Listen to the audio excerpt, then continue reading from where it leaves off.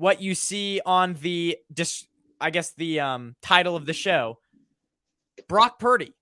What was your thoughts on how he played versus the Seahawks? And is it time for odds makers to give him a little bit more consideration for the MVP conversation? Last time I checked, he was 6th. I don't know if it's risen over the weekend or will it might rise after this week is over. But to bring up, I guess I should have had a graphic here because I actually do have a picture on my phone of Jalen Hurts has 9 interceptions. I believe Patrick Mahomes has like 10 or something. Well, no, it's the number's not that high. I don't have the numbers right in front of me. But the point is, Brock Purdy, who has 6 interceptions, is below both of those guys, or I mean, has not turned the ball over as many times as both of those guys, Jalen Hurts and Patrick Mahomes, who are the 2 front runners for the MVP. And so is it time to give him a little bit more respect in this conversation? And I will look up the numbers real quick. Put some respect on Purdy's name, Ben, because when you proposed this question to me, I had to go in and check it out and see who are the favorites for the NFL MVP. And Jalen Hurts, he's the top favorite. Then you got Lamar. Then you got Patrick Mahomes. And I was surprised to see a couple other names ahead of Brock Purdy on this list. And remember, it varies from, betting site to betting site, okay? Mm-hmm. But the one I was looking at had Tua also ahead of Purdy and Dak Prescott ahead of Brock in the potential, MVP race category. So yeah. I was surprised to see Purdy behind Tua and behind Dak. I thought Purdy belongs in that top 4, with Jalen Hurts and Patrick Mahomes, Lamar Jackson, Brock Purdy.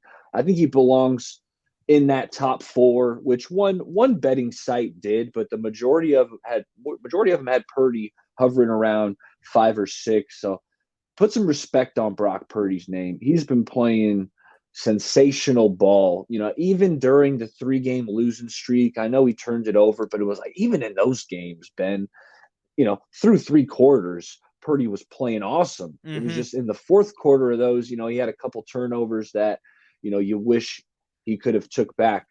But that the Vikings game is a perfect example. He was like 11 of 13 at one point during that game. So go ahead. Sorry. Absolutely. No, he was off to a really good start in that Vikings game. And, I was surprised to see him that low. Now, kind of looking at this previous game, this Tampa game under the microscope, the Seahawk game under the microscope, I thought he was good.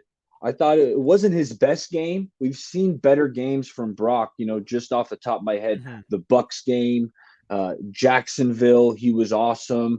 I was at the Arizona game where Purdy was 20 for 21 throwing the ball. And the Dallas game against that defense, he had 4 touchdowns against a tremendous defense in the Cowboys. So Brock's had so many spectacular games to choose from.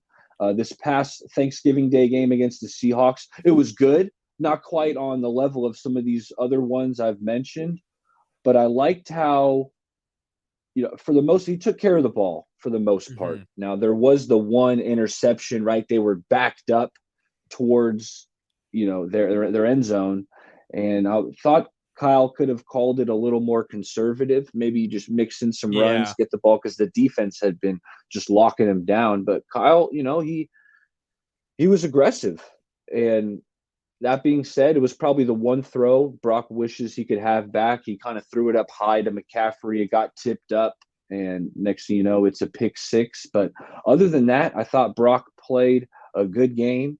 He had some really nice throws. The one that sticks out to me and probably everybody is the dime to Brandon Ayuk for the touchdown on that post. But that wasn't the only throw. There were a bunch of throws. Like, you can't even keep track of them all, Ben. It's like every week Brock makes these plays that just make you say, wow. And what I love about Brock is that it's like 80% of the time he's playing within the offense. He's going through his reads.